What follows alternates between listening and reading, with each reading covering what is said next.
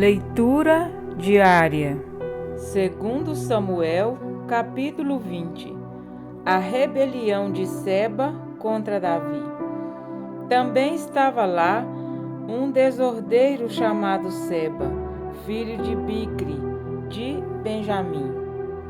Ele tocou a trombeta e gritou: Não temos parte alguma com Davi, nenhuma herança com o filho de Jessé.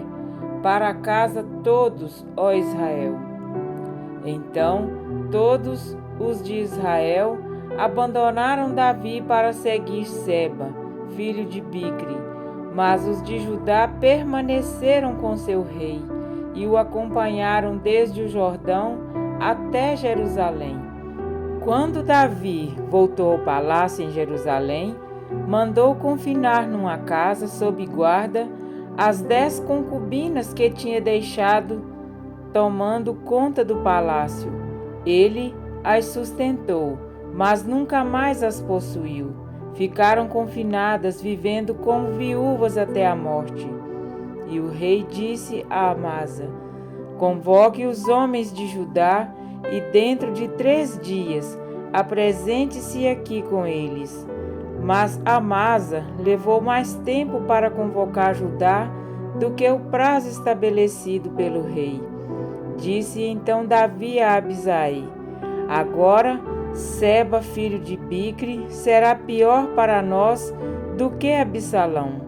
Chame os meus soldados e persiga-o, antes que ele encontre alguma cidade fortificada e depois nos arranque os olhos.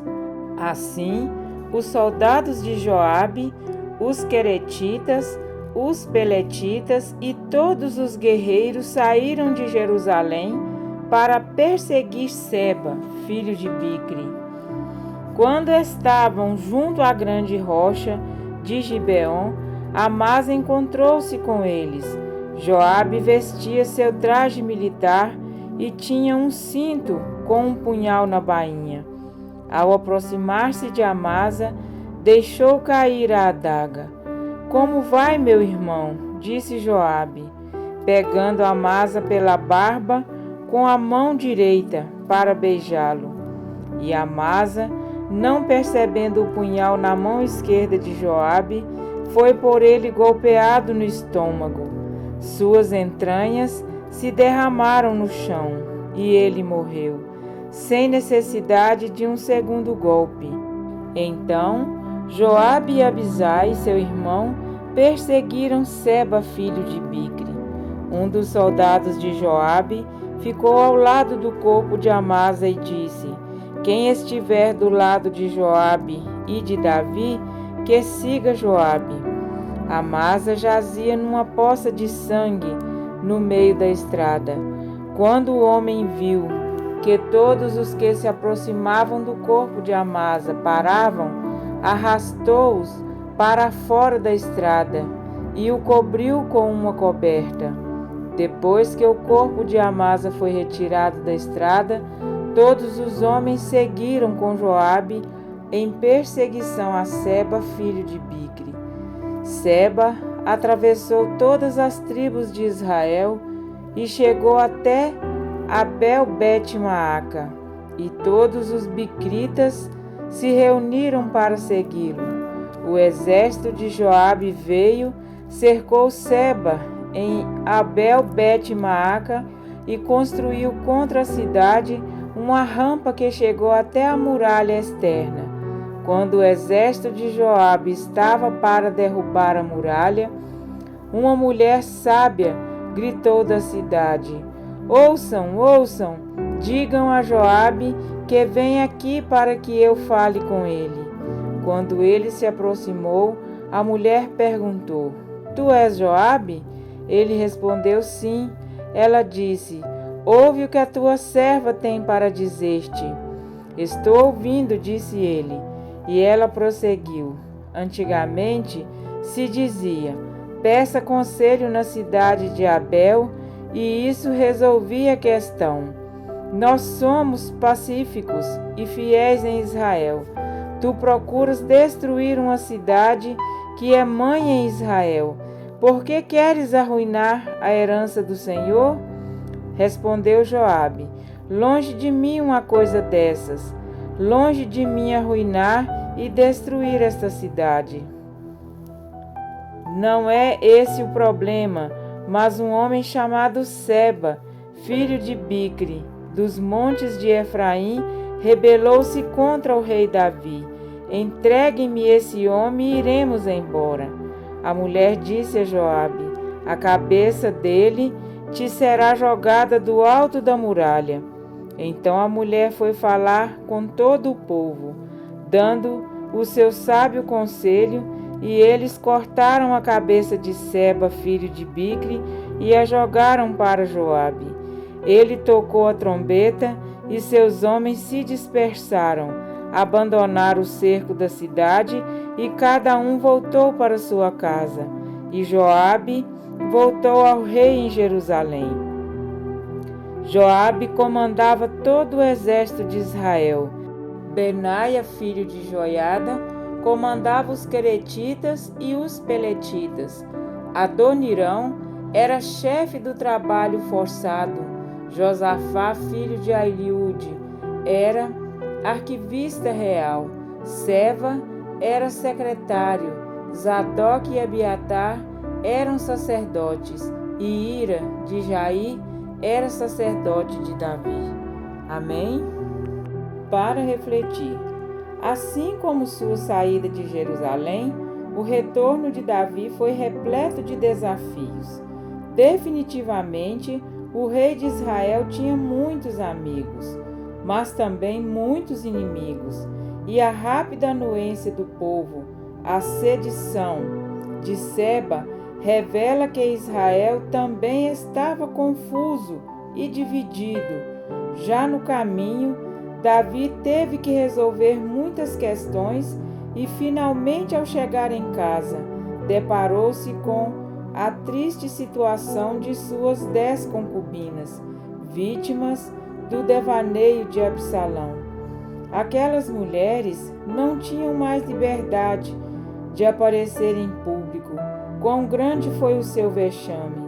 Davi, então, as acolheu e as sustentou, mantendo-as em discrição até o dia em que morreram, vivendo como viúvas. Com o coração magoado pela traição de Joabe com relação à morte de Absalão, Davi o ignorou, dando ordens a Amasa quanto à convocação do exército de Judá. O que ele não esperava era que seu novo comandante fosse tão vagaroso, de sorte que tivesse que chamar Abisai, irmão de Joabe, para seguir com seus homens e perseguirem Seba. Aproveitando-se da ocasião, com um beijo Joabe enganou Amasa e o matou, e estava prestes a dizimar mais inocentes, não fossem as palavras de uma mulher sábia, que, percebendo o perigo, pediu para falar com Joabe. Com a morte de Seba, Joabe voltou a Jerusalém a ter com o rei. E o capítulo de hoje termina com uma lista dos oficiais de Davi, sendo que Joabe era comandante de todo o exército de Israel. Abaixo do rei, além do sacerdote, certamente era o cargo mais importante, dadas as circunstâncias de constantes confrontos e ameaças de guerra. Apesar de suas quedas e imperfeições, Davi também foi um tipo de Cristo. Em seu ministério terrestre, Jesus encontrou inúmeros e incomparáveis desafios. Como Filho de Deus, poderia ter resolvido tudo no estalar de dedos, mas como filho de Davi, em sua humanidade, era tão dependente do Pai como qualquer outra pessoa. Em cada caso, confiava na boa mão de Deus para sustentá-los e ajudá-lo. Tinha muitos amigos, mas também muitos inimigos, e as multidões que o rodeavam estavam confusas e divididas. encontrou seus irmãos cobertos de vexame e em sua terna misericórdia os ensinava e curava. Na escolha dos 12 discípulos, Jesus reuniu seu exército de valentes, composto de homens que jamais seriam escolhidos por qualquer líder religioso. Apenas um deles possuía o porte e o talento que inspirava respeito e segurança, e esse era Judas, aquele que com um beijo entregaria Jesus à morte. Assim como a mulher sábia da cidade de Abel, Cristo também tinha em sua companhia mulheres sábias, cujo amor pelo Salvador foi demonstrado com coragem e ousadia ao acompanhá-lo até a cruz e serem as primeiras a ver o túmulo vazio na manhã da ressurreição. Vemos que mesmo em um capítulo com tanta traição e morte, fica evidente que a vida do Rei da Glória está em toda a Escritura. Tudo aponta para aquele que escolheu para si um exército de homens e mulheres que, pela fé, aceitaram a maravilhosa graça de Jesus, que prometeu: voltarei e vos receberei para mim, mesmo para que onde eu estou estejai vós também. João 14:3. Logo esta guerra sangrenta terá fim. Logo não teremos mais que lidar com o sofrimento e com a morte. Logo o nosso Salvador lançará sobre a morte o manto do abismo, destruindo-a de uma vez por todas. 1 Coríntios 15:26. E nos envolverá com o seu manto de justiça para sempre. Isaías 61:10. Os desafios da vida que hoje nos consomem e fatigam não mais existirão. Nunca mais se ouvirá de violência na terra, de desolação ou ruínas nos teus limites, mas aos teus muros chamarás salvação e às tuas portas louvor. Isaías 60:18.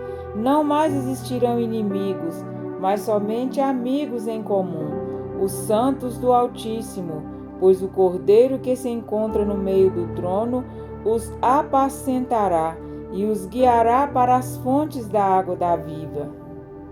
E Deus lhes enxugará dos olhos toda a lágrima. Apocalipse 7:17.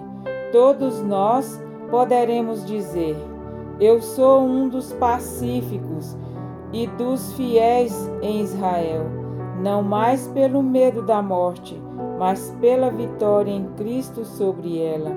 Que pelo poder do Espírito Santo, nossa vida testifique do Rei Jesus, vivendo como servos de Deus.